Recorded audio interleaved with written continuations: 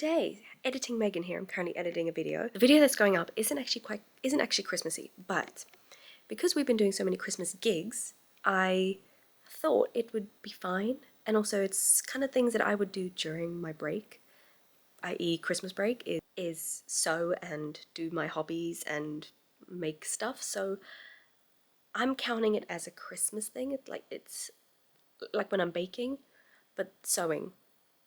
And I'm not sewing something Christmassy, but I'm sewing something that we use for all gigs plus Christmas gigs. So I'm adding it in.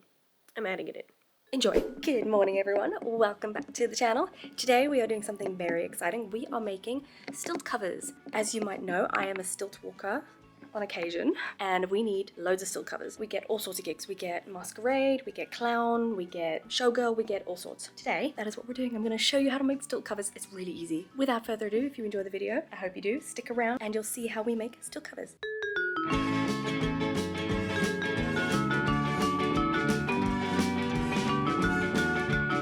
Currently, I'm working on the first lot of stilt covers, and that is the clown one. So here is the fabric that I got for the clown carnival type fabric. It's that optical illusion type fabric. I've already laid it out. One side doesn't have a seam and the other side will have the opening. I do that for one reason. One, I'd rather have only one seam, so I only have to sew one length downwards, and then the top half will be sewn for an elastic to go through, because each person's got different thigh sizes because we're all different. So for me, I need something that's quite tight because my thighs are quite small. But for another person, their thighs might be a little bit bigger than mine, so they need to like loosen it and retie it. So that's why we make ours quite versatile for all body types. I've also got an old stilt cover that I'm going to be using as my template because it needs fixing in any case. So it's a great little template to use. Lay your fabric down if you happen to have a stilt cover with you. If not, measure both of your legs. That is the width that you're going to want for your stilt cover.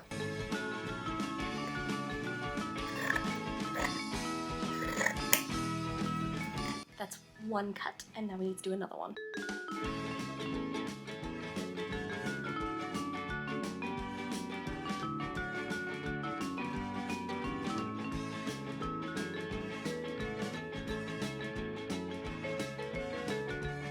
It was only a yard of fabric, so I could really only get a pair out of this. First, I want to sew the bottoms and the tops, so they're done. So now we're going to turn them inside out, good sides together, and we're going to sew the side that hasn't got the seam. I've left a 2-inch gap for seam allowance, or 1.5, side that has got the seam. I've left quite a big gap so I can make mistakes and unpick, and let's do that.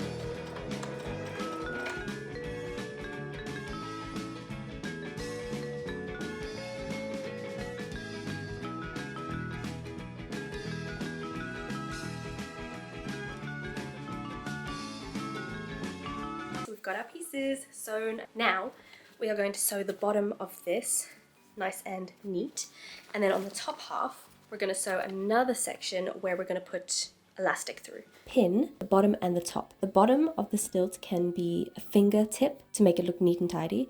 The top half, if you've got your elastic, measure your elastic width plus a little bit extra to make sure you're able to get the elastic through. But also leave a small gap where you can actually put the elastic through. And if these are made to fit you and nobody else, then you can close up that hole afterwards. If not, leave it open with a lot of extra elastic so when other people wear it, they can adjust. I have sewn the top and the bottom all neatly. This side is where we're going to put the elastic through. So I've just got my small piece of elastic with a safety pin at the end, and we're just going to thread it through all the way to the end. One eternity later.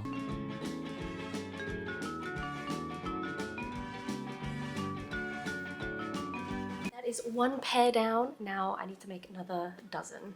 Okay, obviously the idea is I would actually be on stilts while doing, oh, let's ignore my TV. I would actually be on stilts while wearing these, but they fit, they're tight enough. They will stay on. This one's a bit tighter than I would like, so I'm gonna have to loosen that. But we got the vibe. These ones are done. Now I've got to make some sparkly ones. Alrighty everyone, I have finished making stilt covers. The original like checkedy type pair have actually already been sent and they're on a job.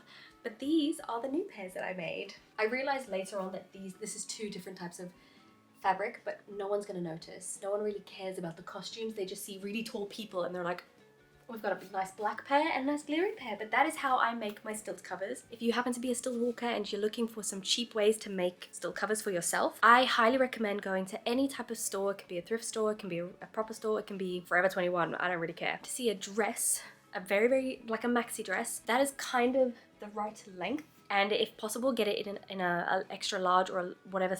The larger the size, the better, the more fabric you get. But that is a cheaper way of doing it if you can't afford to go and buy fabric. Like fabric in the UK is expensive. But I know in America it's a little bit cheaper. You need two of the same. Or if you wanted a red and black one, or a white and red, or a pink and blue, you buy a pink dress and a blue dress. And you can do the same thing, but with dresses. And then Bob's your uncle. You've got your stilt covers. But anyway, that is how I make my stilt covers. I hope you enjoyed today's video. I know it's a really odd one because this really only pertains to people that are stilt walkers.